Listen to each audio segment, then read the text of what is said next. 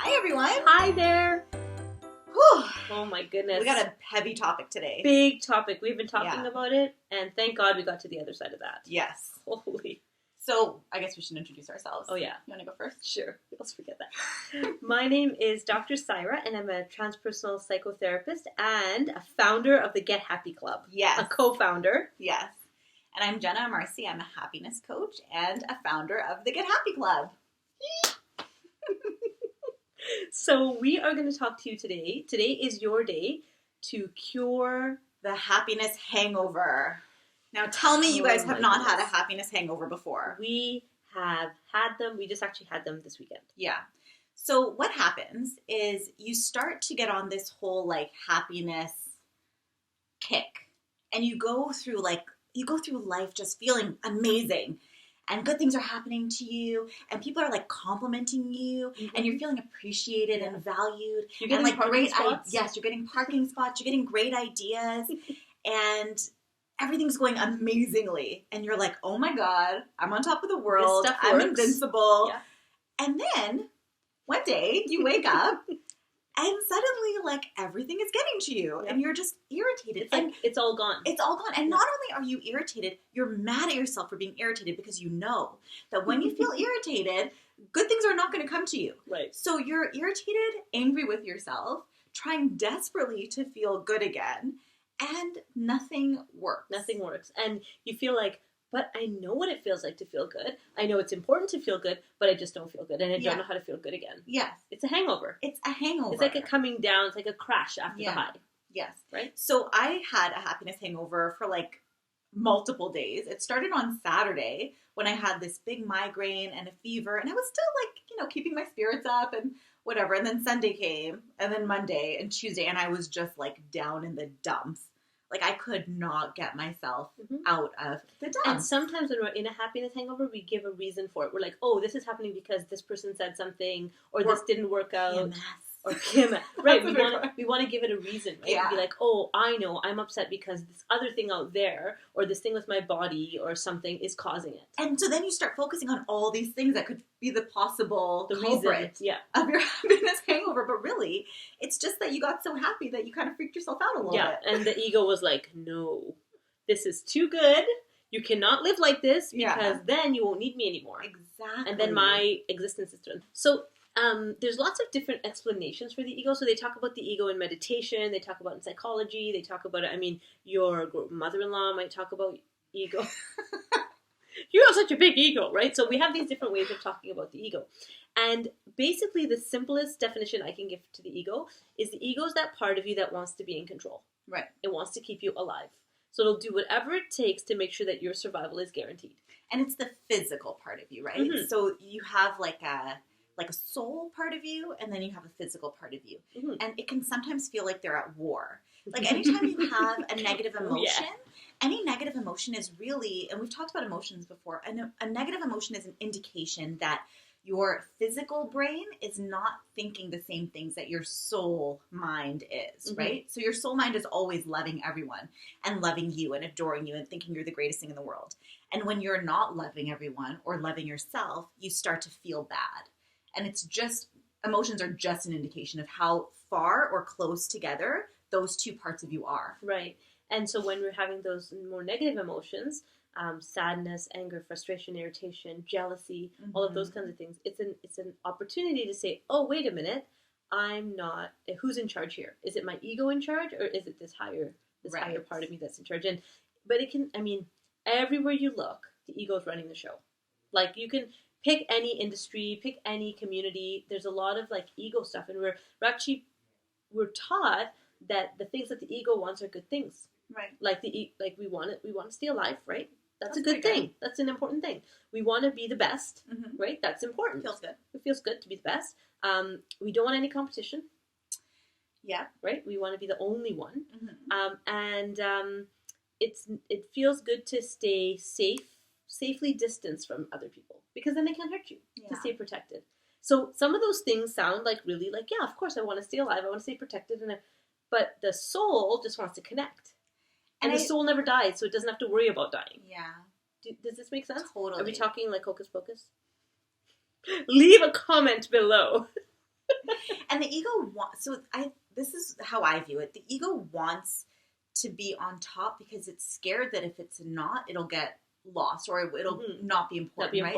Whereas I feel like your soul, that soul part of you, also wants you to be on top. I mean, your soul knows that you're the best at being you, right? Your soul knows that. Right.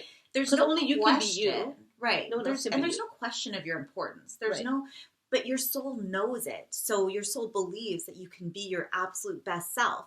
Your ego doesn't really believe it. Right. So ego feels like it has to pull other people down and climb up on top to be able to have the best. Exactly. Right. Because the ego is about the physical survival of the body, not necessarily the bigger journey that we're part of. And I think the ego also is very influenced by, like, I feel like our ego is really built, and I feel like the split happens when we want something as children, like we know we can have it, and other people tell us that we can't. So if you, as a child, you're very aligned, right? Because you know that you're good and you believe in others' goodness, right? You believe that everyone's good and you want to make friends and you want to just like be there for other people.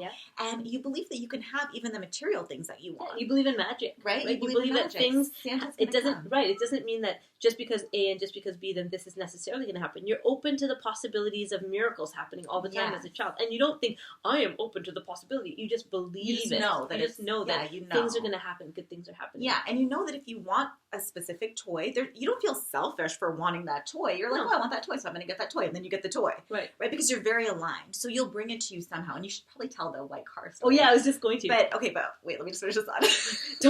Don't interrupt my train of thought. Crap, I forgot what I was saying. Oh, no. Okay, so I think that the split happens when we start to grow up a little and tell our parents, like, oh, I know this is going to happen because blah, blah, blah. I'm going to be an astronaut. I'm going to be an actress. I'm going to do this. I'm going to change the world. And your parents or your older siblings are kind of like, I don't think so. No, I don't think that's going to happen. No. You struggle is the meaning of life. You need to struggle. No pain, no gain. I saw a sweater the other day that said, no champagne, no gain. I really liked it. Anyway, so I think that's where the split happens. Right, because we're trained to believe that it has to be hard. Yes. Right? That if it's not hard, then you're doing something wrong. Right. And so those of us who have this life where we feel like things are generally easy, things are generally good, we're told we're delusional. Yeah. I was actually told that literally a couple of days ago by a family member. You're delusional. And I'm like, okay. But in my experience, this is a real experience that I'm having and good things are coming to me, right? Yeah. But, that person's a realist and they want to look at the reality of the world. I'd rather be delusional, to be honest. Because I'm just happier. Yeah. Right? I just feel better. Exactly. So let me tell you the white car story. So I have a 3-year-old. And, she doesn't really care about cars and all of that. She's more into, like, dresses and princesses, even though I tried so hard to raise her gender neutral. It didn't work. Yeah. She's wired for it, right? Like, she just goes in there for the pinks and the purples. It's really, it's an interesting situation that we have. But, Jena has reminded me to celebrate who she is and not try to, like, mold her into something I want her to be. Mm-hmm. So we're letting her be her princess self. Anyway, a few weeks ago, she starts talking to me about a white car. She's like, Mama, I'm going to get a white car. And I was like, okay, we just got a red car. So I'm like, well, we have a red car. She's like, no, I'm going to get a white car. So I'm like, okay, yeah, I guess when you're older, sure, you can buy one. And I wasn't really getting it. Like, she was just kind of talking about this white car. And I'm like, sure, okay, sure, you'll have a white car when you're... And then she's like, how old do I have to be? And I'm like, I don't know, like 20?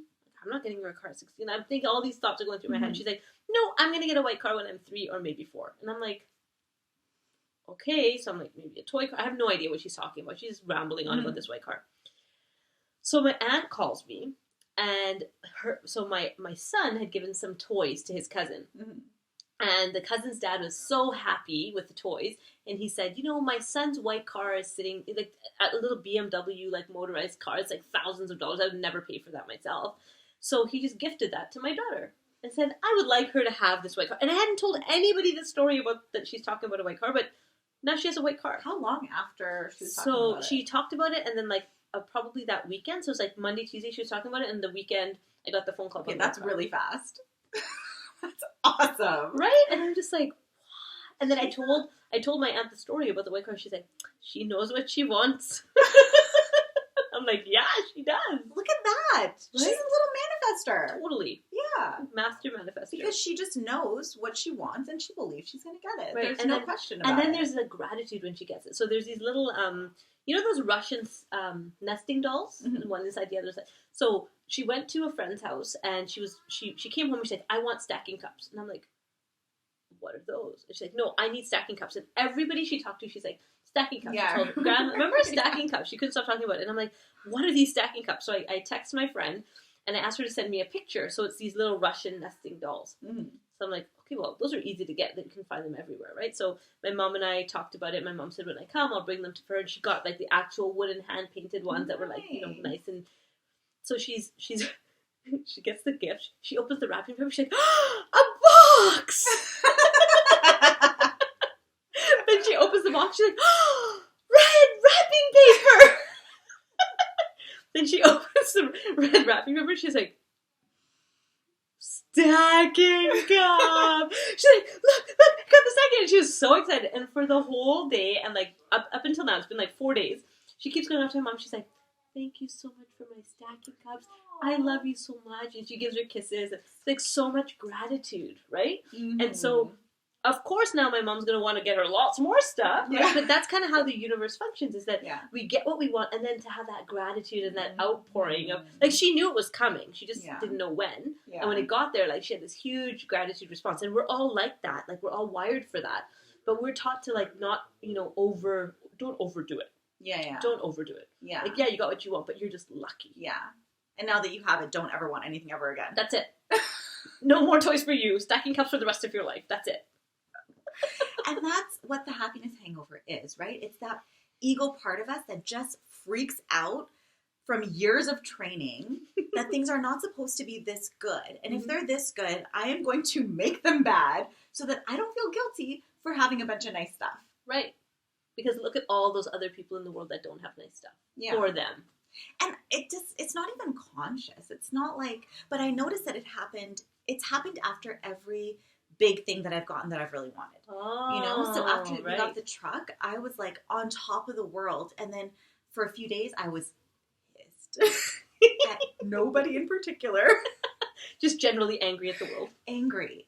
And this time it was like I was telling Saira, we came up with the idea for the Get Happy Club, but I got the idea on my birthday and I was like, that's significant. And I felt so excited about the idea. Mm-hmm.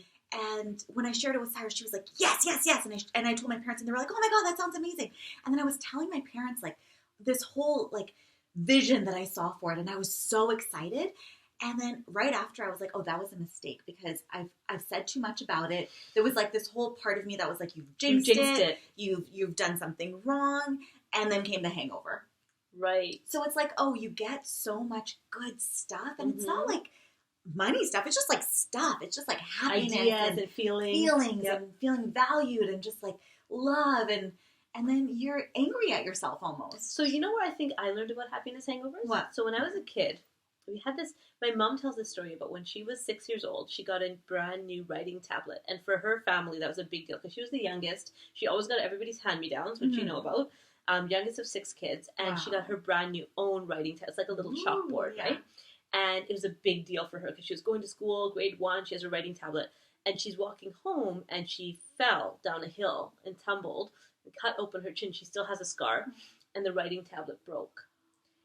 And the first thing she thought was, I'm going to be in so much trouble for this, breaking this expensive thing that my parents like could barely afford and now are giving to me.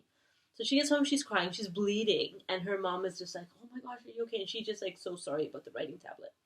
And since then, there's this thing in her, and that was wonderfully passed down that we're aware of, just didn't know how to change it, was that something really good will happen, like you get something that you really wanted, and then something really bad will happen. Yeah. And for me, it's transformed not to things, but to relationships. So I'll have a big party, a get-together, I'll invite people, I'll have such a wonderful time, and then the next day, I'll feel so like irritated or, you know, angry or lonely or like all of these other bad feelings come up. Yeah. Right? And I'm like washing the dishes the next day. I'm like, bloody hell, why did I have to go? Why did I have to do all that? And now I have all this work. So it's like this weird thing that the last get together that we had that didn't happen. Oh, no, it's cured. It's totally cured.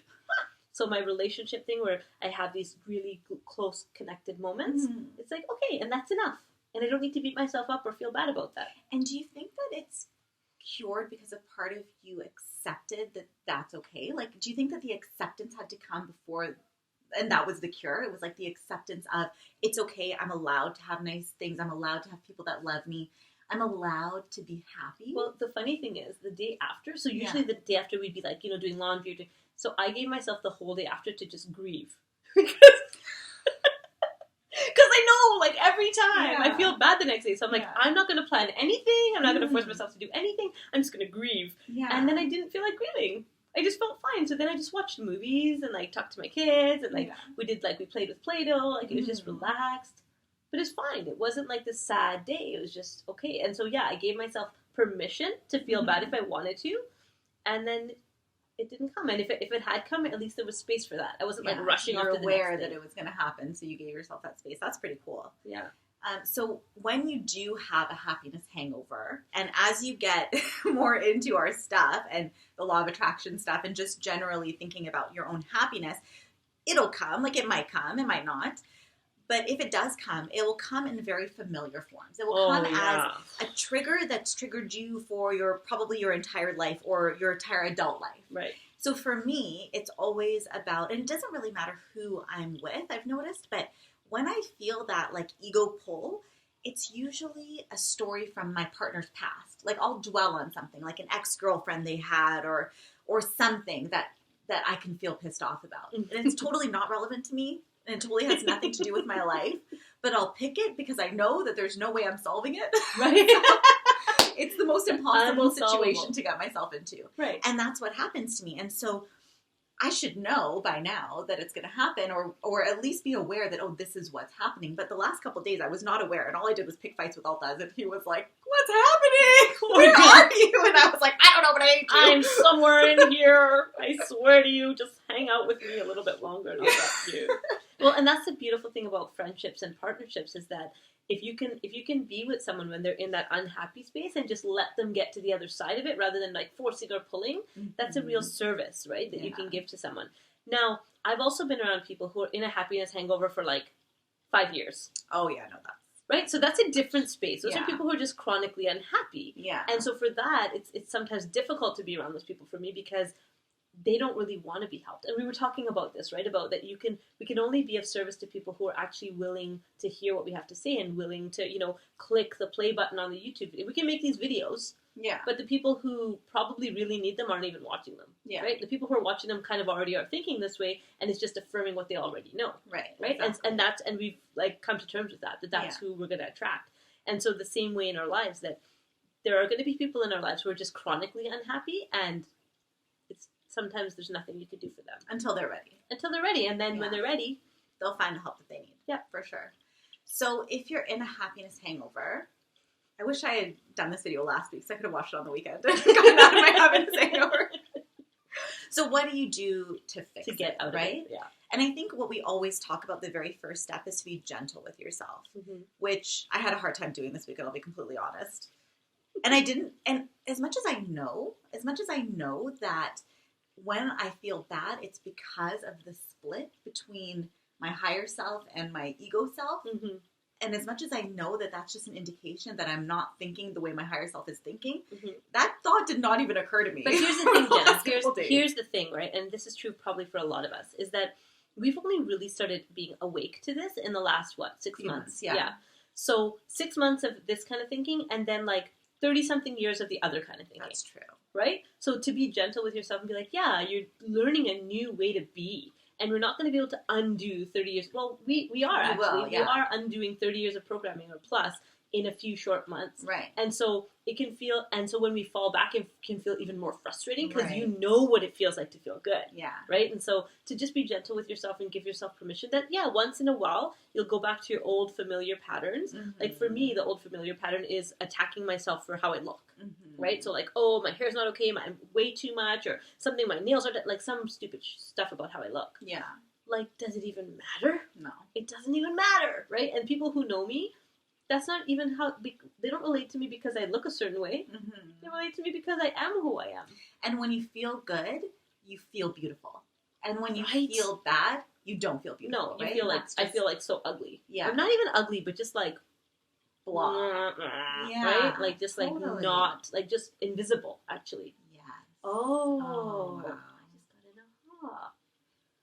And that, my friend, remember we were talking about my family event and, like, how I was feeling, so I didn't let myself feel invisible. You didn't let I yourself. didn't, yeah. So I had this family get together, and there was Yeah. this, like this awkwardness and these, like, mean comments and stuff going on. Mm-hmm. And usually I would have started feeling invisible and started feeling really angry and hurt because I was feeling invisible. But this time I'm like, I just continued to observe, and I didn't didn't make it about me, even though it was, like, directed to me. I was like, you know what, this is other people's stuff, and I just continued to stay present and to be seen and to be beautiful, and it was like, okay, look at you, that's amazing. Yeah, it was okay.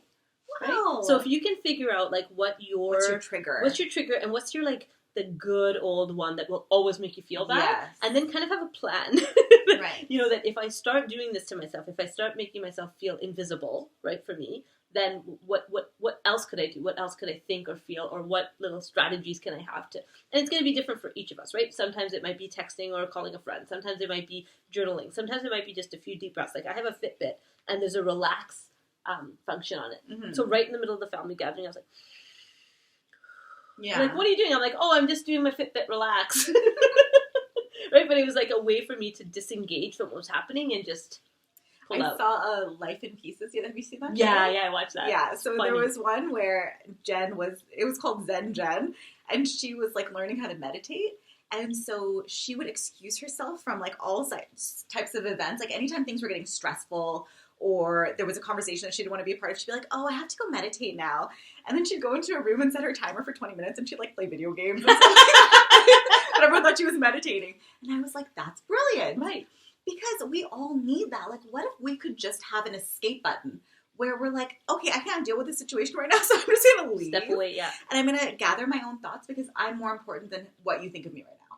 Like, I am more important than what you think of me right now. I think so much of our training has been what other people think of us is the most important thing. Totally. And the thing is, like we've said in our other episodes, you can't please everyone. Right. There's always going to be someone who's disappointed in you, someone who doesn't like you, somebody who's judging you. There's going to be that person, and they're only doing that because they're doing that to themselves. And then there's going to be people that think you're really awesome. They think you're even amazing. When you don't think you're that awesome, right? And so you get to choose where you want to put your focus. When you're in that happiness hangover, that is not the time to reach out to those people who are a little bit toxic. It's the time to surround yourself with a blankie if you need to, and just, like, be okay. And remember what people who you love and people who love you would say. So sometimes now I start saying, what would Jenna say to me about this? I don't even need to call her now. I just, like, know what she would say, and her voice is in my head, right? That's so cute. I know. Like, WWJS, you know, what would Jesus do? Or what would Jesus say? Yeah, it's Jenna.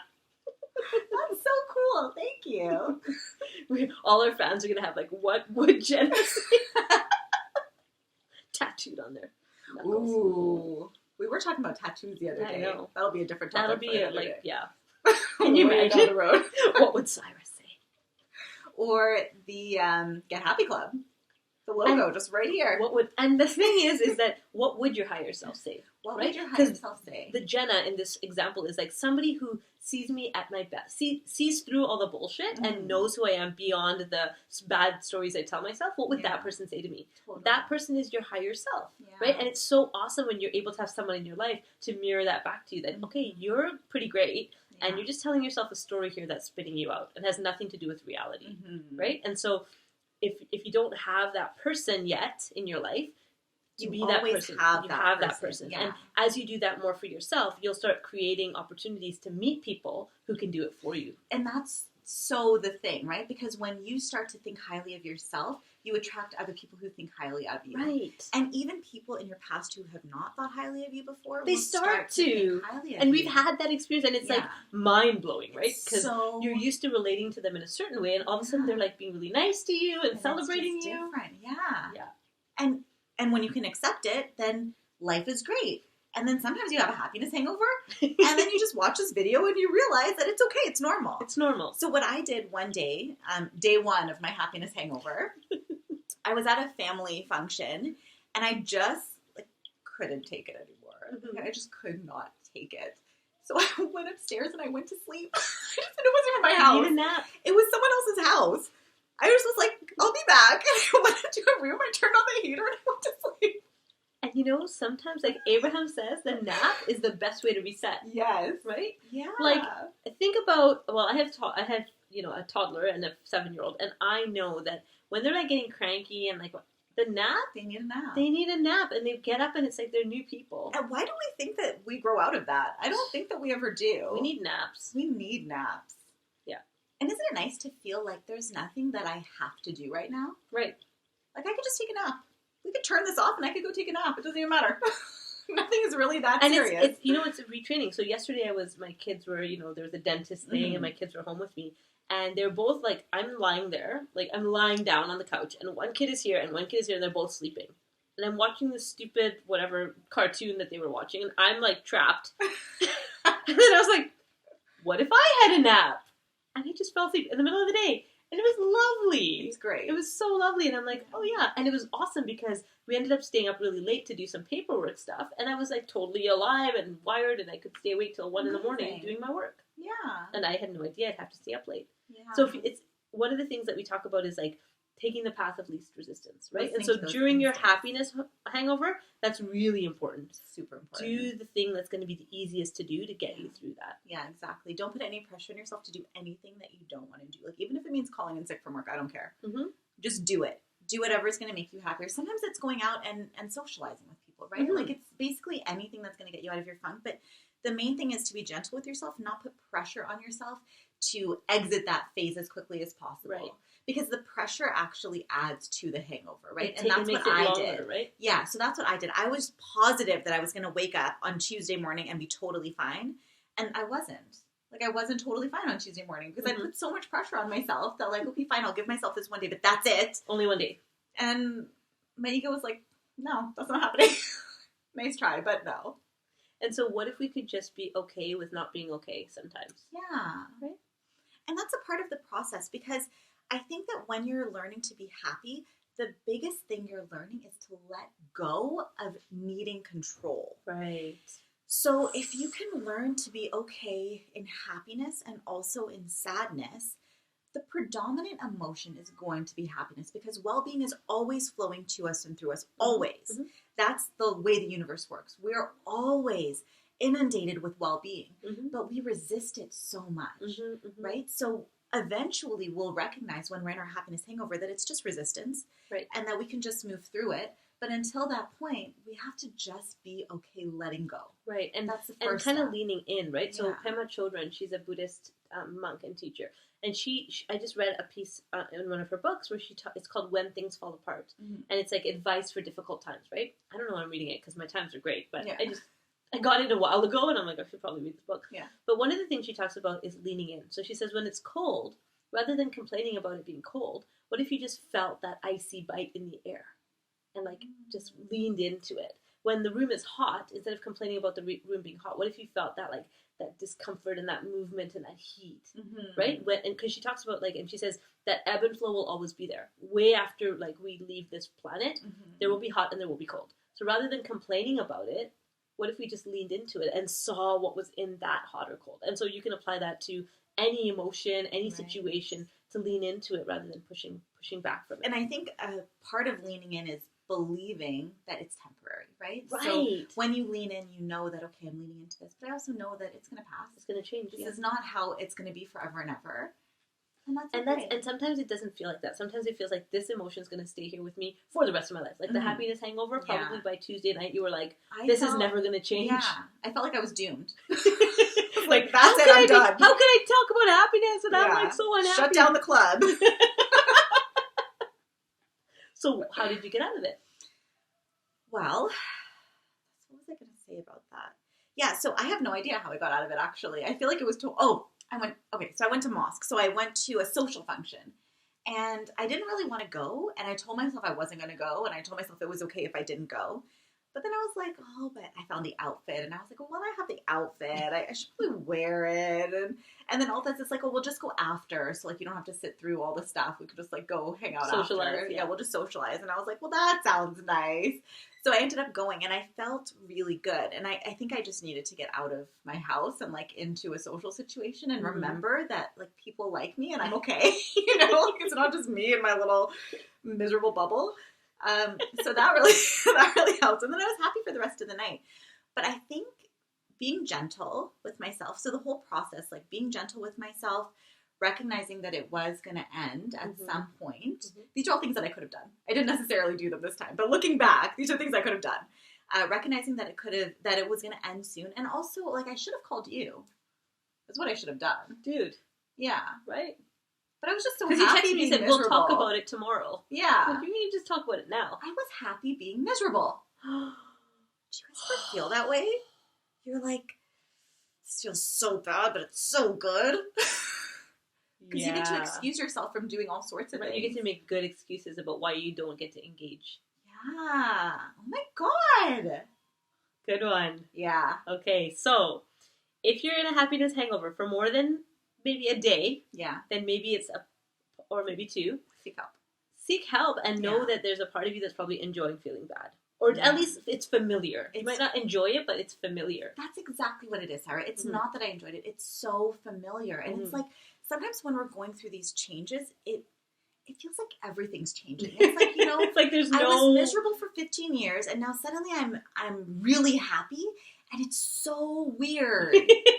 And you're so delusional. Yes, and it's so weird, and I feel so hopeful and optimistic, and I love everyone, and it's like really uncomfortable, right? So sometimes it just feels familiar to be miserable, right? But it's not a good familiar. It's like yeah. Like, I remember why I don't want this. Yeah. Yes, and that contrast is really important. And so allowing yourself to be in the hangover for as long as it takes, but knowing that it won't last and that it can change, and knowing what works for you to get yourself out of it. And you might not know. You might look back after and say, oh yeah, this and this and this worked. Right.